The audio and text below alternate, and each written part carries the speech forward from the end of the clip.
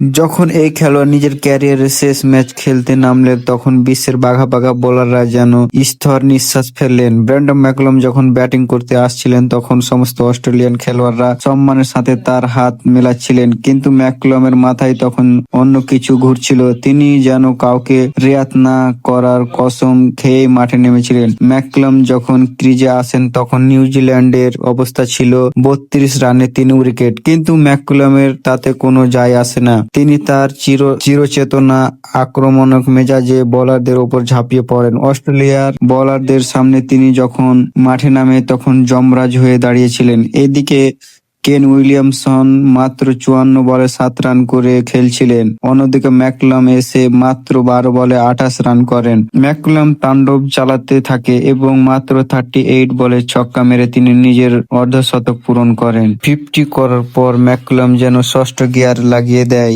আর দানবীয় রূপ ধারণ করেন। এরপর তিনি শুধু বাউন্ডারিতেই কথা বলছিলেন। যখন তিনি 96 রান করেছিলেন, তখন একটি বিশাল ছক্কা হাঁকিয়ে মাত্র 54 বলে নিজের সেঞ্চুরি পূরণ করেন, আর এটি ছিল টেস্ট ক্রিকেটের ইতিহাসে দ্রুততম সেঞ্চুরি। গল্প এখানেই শেষ নয়। সেঞ্চুরি করার পরও তিনি অস্ট্রেলিয়ান বোলারদের মাঠ চারিদিকে দৌড়ানি দিয়েছিলেন। শেষ পর্যন্ত 145 রানে একটি অতিমানবীয় ইনিংস খেলে আউট হন the greatest six hitter Brendon McCullum. আর এভাবেই মাথা উঁচু করে টেস্ট ক্রিকেটে বিদায় জানায় এই কিংবদন্তি।